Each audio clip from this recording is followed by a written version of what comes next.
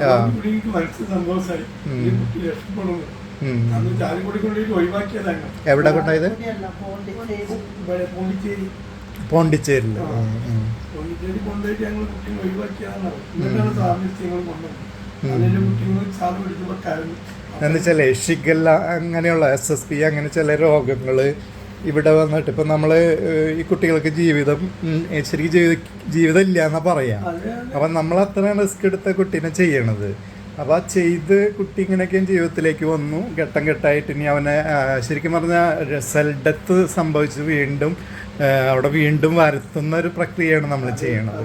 അപ്പോൾ അതില്ല എന്നാണ് നമ്മൾ മെഡിക്കൽ സയൻസ് നമ്മളെ പറഞ്ഞ് പഠിച്ചിരിക്കുന്നത്. പക്ഷെ ഞാൻ നോക്കുമ്പോൾ അത് ഉണ്ടാവുന്നുണ്ടല്ലോ, അതിൻ്റെ ലക്ഷണമുള്ള കുട്ടി ഇങ്ങനെ ആയി മാറിയത്.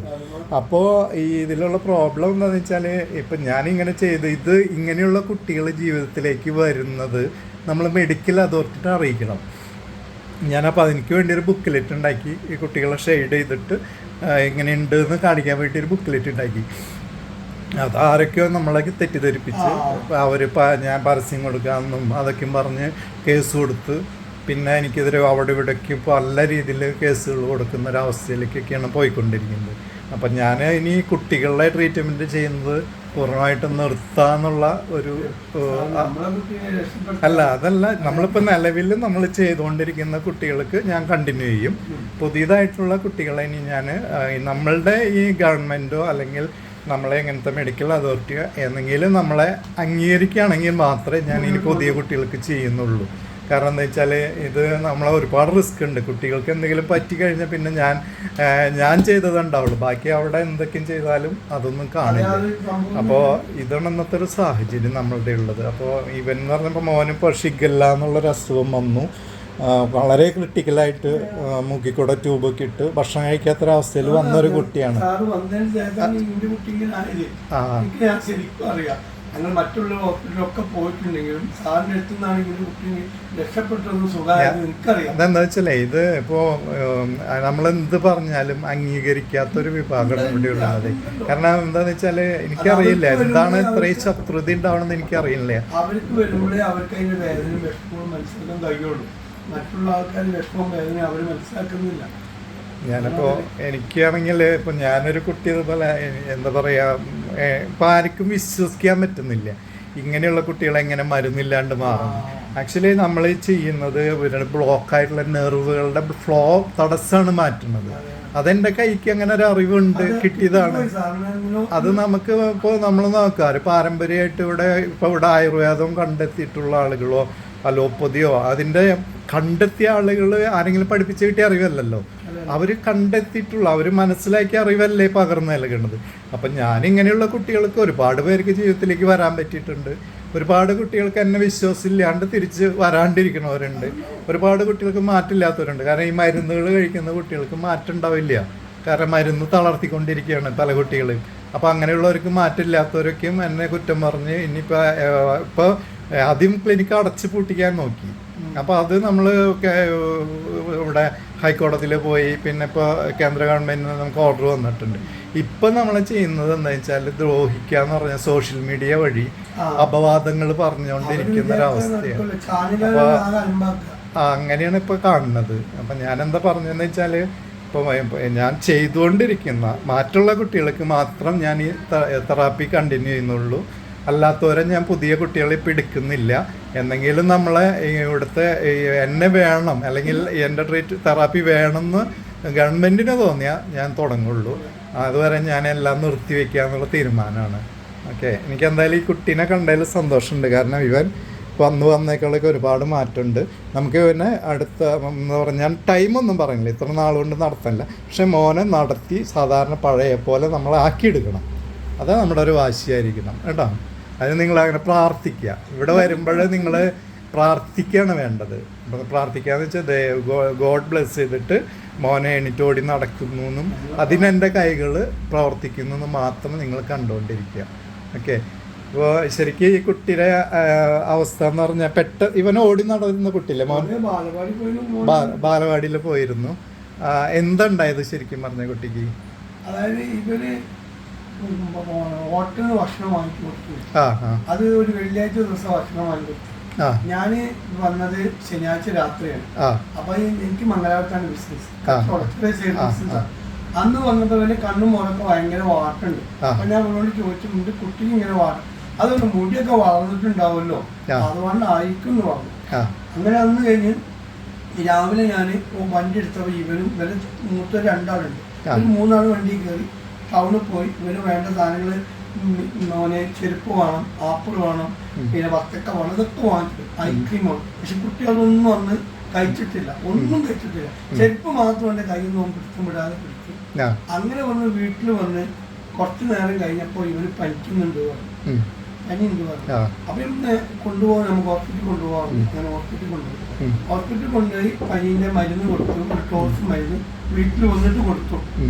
വീട്ടിൽ കൊണ്ടുവന്ന് കൊടുത്ത് കുറച്ച് കഴിഞ്ഞപ്പോൾ കഞ്ഞി എന്തോ കൊടുത്തു. പിന്നെ ഇവനത് ഛർദ്ദിച്ചു. ഒരു മിനിറ്റ്.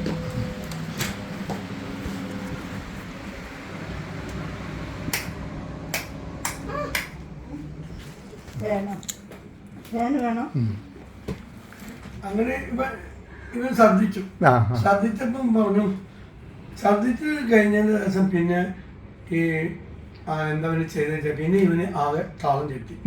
ഛർദ്ദിയെല്ലാം കഴിഞ്ഞ് കണ്ണൊക്കെ കൊണ്ട് മേപ്പെട്ട് പോയി.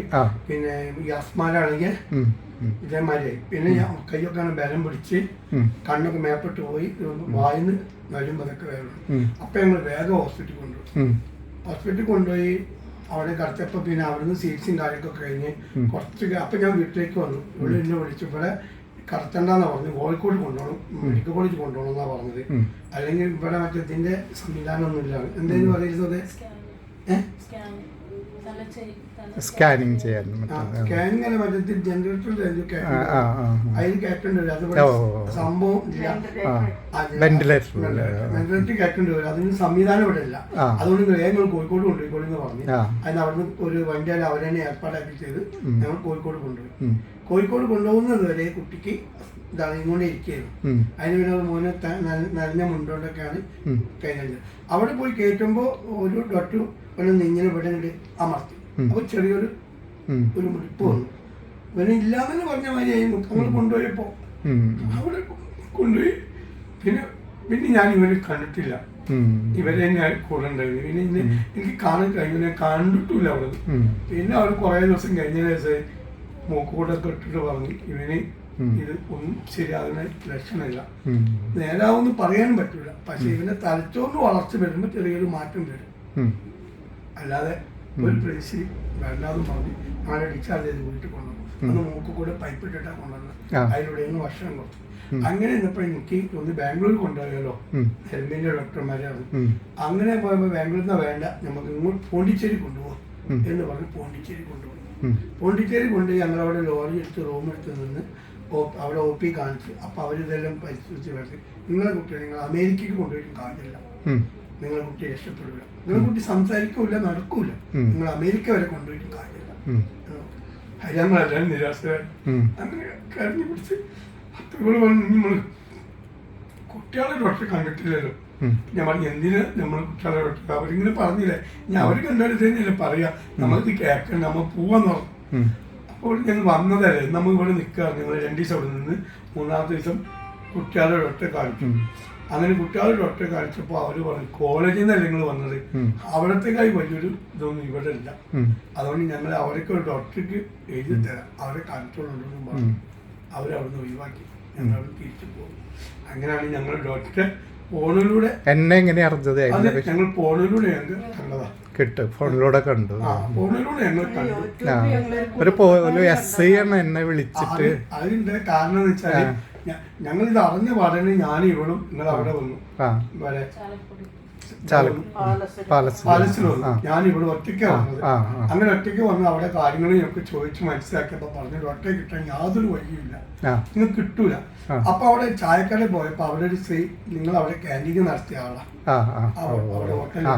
അവര് പറഞ്ഞു അവിടെ സറാപ്പ് ചെയ്യുന്ന ഡോക്ടറുണ്ട്, അവര് നമ്പർ വേണ്ടി നിങ്ങൾക്ക് ഞാൻ തരാം, അതിലൂടെ നിങ്ങൾ ബന്ധപ്പെട്ടോളൂ. അത് ഞാൻ വാങ്ങിച്ചു. അങ്ങനെ വാങ്ങിച്ചിട്ട് അതിലൊന്നൊരു ഇത് കിട്ടുന്നില്ല. ഞങ്ങൾക്ക് സാറിന് കാണും വേണം, നിർബന്ധമായിട്ട് കാണും വേണം. അങ്ങനെയാണ് എന്റെ കുടുംബക്കാരുണ്ട് ഇവിടെ ഒരാള്, അവനെ കണ്ടപ്പോ അവന്റെ മകൾ അവിടെ മെഡിക്കൽ ഷോപ്പ് നടത്തുന്നുണ്ട്.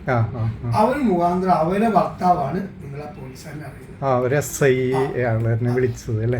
അപ്പൊ അവര് അറിയുന്ന അവരെ ഭർത്താവിലൂടെയാണ് അറിയുന്നത്. അങ്ങനെയാണ് അവരെ നമ്പർ കിട്ടിയിട്ട് നിങ്ങളെ ബന്ധപ്പെടുന്ന അവരെ നാളെ തന്നെ വന്നോട്ടെ എന്ന് സാറ് പറഞ്ഞു. അങ്ങനെയാണ് ഞങ്ങൾ അവിടെ വരുന്നത്, ഫസ്റ്റ് വരുന്നത്. പിന്നെ ഞാൻ അവരെ വിളിച്ചു. നമ്മളിവിടെ വന്നിട്ട് എത്ര നാളായിട്ടുണ്ട്? ഒരു 6 മാസം അല്ലേ? 1 വർഷമായിട്ടുണ്ട്. ആ 1 വർഷം കൊണ്ട് മോനുണ്ടായ ഒരു മാറ്റങ്ങൾ എന്തൊക്കെയായിരുന്നു ശരിക്കും? അവന് പിന്നെ ഒന്നാമത്തെ മെയിൻ ഭക്ഷണത്തിന്റെ ആദ്യം ഇപ്പം നമ്മൾ ജീവൻ രക്ഷിക്കലായിരുന്നു ഫസ്റ്റ്. അത് കഴിഞ്ഞു പിന്നെ ഭക്ഷണം കഴിക്കുക, ട്യൂബ് മാറ്റി. അത് കഴിഞ്ഞിട്ട് ഇരിക്കാൻ തുടങ്ങി. ഇപ്പൊ നിൽക്കുന്നുണ്ട്, പക്ഷെ വില കുറവുണ്ട്. അങ്ങനെയൊക്കെ മാറ്റങ്ങളായിട്ട് ഒരുപാട് മാറ്റം വന്നിട്ടുണ്ട്. ഏകദേശം ഒരു 1-2 കൊല്ലാകുമ്പോഴേക്കും കുട്ടി പഴയൊരവസ്ഥയിലേക്ക് പയ്യെ എത്തുന്നു പ്രതീക്ഷിക്കാം അല്ലേ? എന്തായാലും നമ്മളൊരു ഇങ്ങനെ ലോകത്തെ എല്ലാ സയൻസും കൈവിട്ടിട്ടുള്ള ഒരു കുട്ടിയാണ് നമ്മളെ ജീവിതത്തിലേക്ക് വന്നിരിക്കുന്നത്. പക്ഷേ ഒരു കാര്യം ഞാൻ പറഞ്ഞു വെച്ചാൽ ഞാൻ ഇത്രയും റിസ്ക് എടുത്ത്, അതായത് ഒരു കുട്ടിയുടെ ഇങ്ങനത്തെ അവസ്ഥയിൽ ഞാൻ എന്തെങ്കിലും ചെയ്തിട്ട് ഇപ്പം കുട്ടി ഇങ്ങനെ എന്തെങ്കിലും സംഭവിച്ചാൽ തന്നെ ഞാൻ തൊട്ട് കഴിഞ്ഞാൽ പിന്നെ എല്ലാവരും ഞാൻ ചെയ്തിട്ടുള്ള പേര് വരുള്ളൂ. പക്ഷെ എന്നിട്ട് പോലും ഞാൻ ഇത്ര റിസ്ക് എടുത്ത് ഈ കുട്ടിക്ക് ചെയ്തത് എന്തുകൊണ്ടാണെന്ന് വെച്ചാൽ ഒരു ജീവൻ രക്ഷിക്കാൻ വേണ്ടിയാണ്. അപ്പോൾ ഇപ്പം ഞാൻ ഇങ്ങനെയുള്ള ഒരുപാട് കുട്ടികൾ വന്നുകൊണ്ടിരിക്കുന്ന ഒരുപാട് കുട്ടികൾ രക്ഷപ്പെട്ടിട്ടുണ്ട്. പക്ഷെ ഇപ്പം ഞാൻ അനുഭവിക്കുന്ന ഒരു വേദന എന്താണെന്ന് വെച്ചാൽ എന്നെ സോഷ്യൽ മീഡിയ വഴി ഭയങ്കരമായിട്ട് അറ്റാക്ക് ചെയ്യുക. അപ്പോൾ അത് ആദ്യം എന്താണെന്ന് വെച്ചാൽ ക്ലിനിക്ക് അടച്ചു പൂട്ടിക്കാൻ നോക്കി. അത് ഞാൻ പറഞ്ഞല്ലോ, കോടതി വിധിയിൽ നിന്നും പിന്നെ ഇപ്പോൾ നമുക്ക് അനുവാദം കിട്ടി. ഇപ്പം ഞാൻ വ്യാജനാന്നൊക്കെ പറഞ്ഞിട്ടാണ് ഇപ്പോൾ നൽകുക. ലോകത്ത് ട്രീറ്റ്മെൻറ്റുകൾ അലോപ്പതി മാത്രമല്ല, ഒരുപാട് ഇതുണ്ട്. ഇപ്പോൾ ട്രഡീഷണൽ ചൈനീസ് മെഡിസിനാണ് ലോകത്ത് 2ാമത് നിൽക്കുന്നത്. അപ്പോൾ ഞാൻ അങ്ങനത്തെ മെഡിസിനിലാണ് ആദ്യം പഠിച്ചതും അതിൽ കൂടെയാണ് എനിക്കുള്ള എൻ്റെ സർട്ടിഫിക്കറ്റുകളൊക്കെ ഉള്ളത്. അതിനോടൊപ്പം ഒരു വ്യക്തി എന്ന രീതിയിൽ ഞാൻ കണ്ടെത്തിയൊരു അറിവുണ്ട്.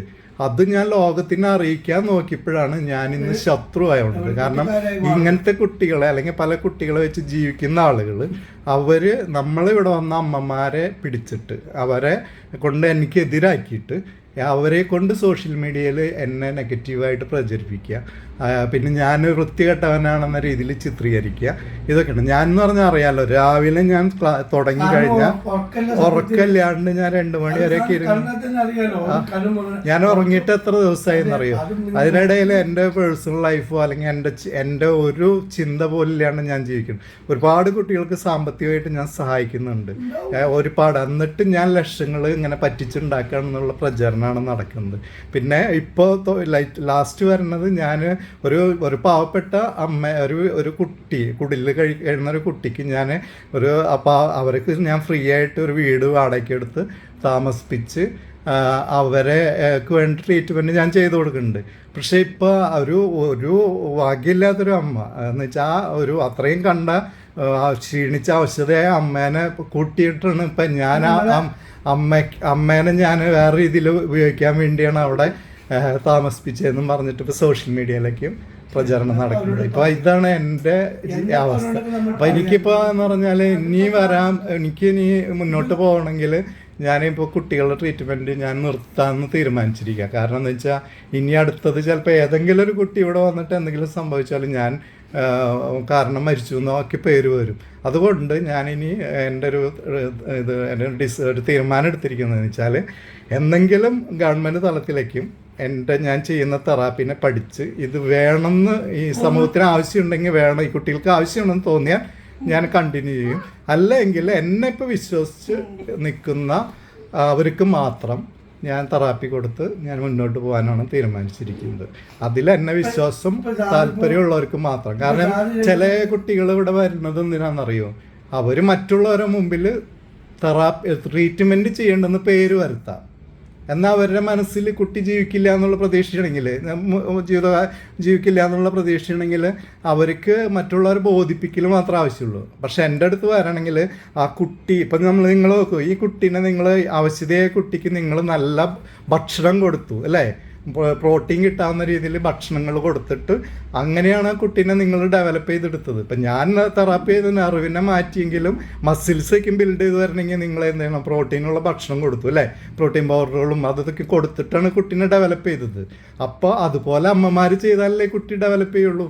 ഇതൊന്നും ചെയ്യാണ്ട് എല്ലാം ഞാൻ വല്ലപ്പോഴും മാസത്തിൽ 2-3 ദിവസം തെറാപ്പി ചെയ്ത എന്നെ ട്രീറ്റ്മെൻറ്റ് ചെയ്യുന്നതാക്കി എടുത്തിട്ട് മരുന്നുകൾ കൊടുക്കുന്ന, അതായത് മരുന്ന് കൊടുക്കുന്ന ഡോക്ടർമാരുടെ പേരൊന്നുമില്ല. ഇപ്പം 5-6 മരുന്ന് കൊടുക്കുന്ന കുട്ടിയാണെങ്കിൽ ആ മരുന്നിൻ്റെ സൈഡ് എഫക്റ്റ് കൊണ്ട് എന്തൊക്കെ സംഭവിക്കാം, അതൊന്നും ഇവിടെ ഇല്ല. ഞാൻ ട്രീറ്റ്മെൻറ്റ് ചെയ്തു, കുട്ടിക്ക് മോശമായി എന്നുള്ള പ്രചരണം ഉണ്ടാക്കിയത് നിൽക്കുന്ന അവസ്ഥ. അപ്പോൾ നിങ്ങൾക്ക് ഞാൻ പറയാൻ കാരണം വെച്ചാൽ നിങ്ങൾ അനുഭവസ്ഥരാ. ഒരു കുട്ടിയുടെ ഒരിക്കലും ലോകത്ത് തന്നെ ട്രീറ്റ്മെൻറ്റ് ഇല്ല എന്ന് പറഞ്ഞൊരു കുട്ടിയുടെ ജീവൻ രക്ഷപ്പെട്ട ഒരു കുട്ടിയാണത്. അത് നിങ്ങൾക്ക് അറിയാം. അപ്പോൾ ഇത് സമൂഹം അറിയണം. എന്നെ ഇപ്പോൾ ചിത്രീകരിച്ച് വെച്ചിരിക്കുന്നത് ഞാനെന്തോ വ്യാജൻ എന്ന് പറഞ്ഞാൽ എന്താണ്? അങ്ങനെയാണ് ഈ ലോകത്തുള്ള എല്ലാവരും വ്യാജന്മാരല്ലേ? എന്നാലോചിച്ച് നോക്കൂ. ഇപ്പം ഏറ്റവും വലിയ വ്യാജന്മാരാ ആയുർവേദത്തിൻ്റെ ആചാര്യന്മാരല്ല. അവർ എന്തെങ്കിലും പഠിച്ചു കിട്ടിയ അറിവാണോ? അല്ലെങ്കിൽ ഒന്ന് ആലോചിച്ചു. ഞാൻ ഇത്ര മാത്രം, എൻ്റെ കയ്യിൽ 100 കണക്കിന് കുട്ടികൾ രക്ഷപ്പെട്ട തെളിവും 100 കണക്കിന് കുട്ടികളെ എണിപ്പിച്ചിട്ടുള്ള തെളിവും എൻ്റെ കയ്യിലുണ്ട്, വീഡിയോ അടക്കം ഉണ്ട്. എന്നിട്ട് എന്നെ ഈ പറയണത് ഞാൻ എല്ലാ സർട്ടിഫിക്കറ്റും കാണിച്ച് കോടതിയിൽ നിന്ന് എനിക്ക് എല്ലാം കിട്ടിയിട്ടുണ്ട്. കോടതി മാത്രമല്ല, കേന്ദ്ര ഗവൺമെൻറ്റിൻ്റെ ഓർഡർ കിട്ടിയിട്ടും ആണ് എന്നെ വ്യാജൻ എന്ന് പറഞ്ഞ് ചിത്രീകരിക്കുന്നത്. അപ്പോൾ ഇങ്ങനെയുള്ളവരുടെ മനസ്സ് ഞാനൊന്നും പറയുന്നില്ല, അത് ദൈവം അവർക്ക് കൊടുക്കും. ഞാൻ അത്രേ പറയാനുള്ളൂ. ദൈവം അവർ എന്നെ ഇങ്ങനെ പറയണമെങ്കിൽ അത്രയും ഞാൻ മനസ്സറിഞ്ഞ്, ഒരു കുട്ടീനിക്ക് ഞാൻ തെറാപ്പി ചെയ്യുമ്പോൾ എന്തോരം മനസ്സറിഞ്ഞ് ഞാൻ എന്തോരം വേദന സഹിച്ച് ഞാൻ അവിടെ ഇരിക്കുന്നറിയും. ഞാൻ ഒന്ന് ആലോചിച്ചു, ഉറക്കില്ലാണ്ട് രാവിലെ ആണെങ്കിൽ രാത്രി വരെ ഇരുന്നൊരു മനുഷ്യൻ്റെ അവസ്ഥ എന്തായിരിക്കും? അതെല്ലാ ദിവസവും ഇങ്ങനെ ഇരിക്കുമ്പോൾ ഒരു മനുഷ്യൻ്റെ ആയുസ് എന്തോരം എൻ്റെ നശിക്കുന്നുണ്ട്. ഇതൊന്നും ആരും ചിന്തിക്കാണ്ട് ഒന്നാലോചിച്ച് നോക്ക്. ഇങ്ങനെ ചെയ്യാണ്ട് എന്നെ ഇങ്ങനെ കുറ്റപ്പെടുത്തുന്നവരോട് എനിക്ക് ഒന്നേ പറയാനുള്ളൂ, നിങ്ങൾക്ക് ദൈവം എല്ലാം നിങ്ങൾക്ക് അനുഭവം കാണിച്ചു തരും. നിങ്ങളെ പോലെയുള്ള മറ്റുള്ള കുട്ടികളുടെ പാരൻസിന്റെ ഒരു എന്താ പറയുക പ്രാർത്ഥന മാത്രം എനിക്ക് ഉണ്ടായാൽ മതി. അതാണ് ഞാൻ പറയുന്നത്. നിങ്ങൾക്ക് ദൈവം നല്ല വ്യക്തം, നിങ്ങൾക്ക് ദൈവമാണ് ഈ കഴിവ് തന്നത്, അല്ല അവര് തന്നതൊന്നുമല്ല, ഈ പറയുന്നവർ തന്നതൊന്നുമല്ല. നിങ്ങൾക്ക് ദൈവം തന്നതാണ്. ആ ദൈവം തന്നത് നിങ്ങൾ മറ്റുള്ളവർക്ക് ചെയ്തു കൊടുക്കുന്നു, അത്രയേ ഉള്ളൂ. അപ്പോൾ എന്തായാലും മോനെ നമുക്ക് എണിപ്പിച്ച് പഴയ കുട്ടിയായിട്ട് മാറ്റണം.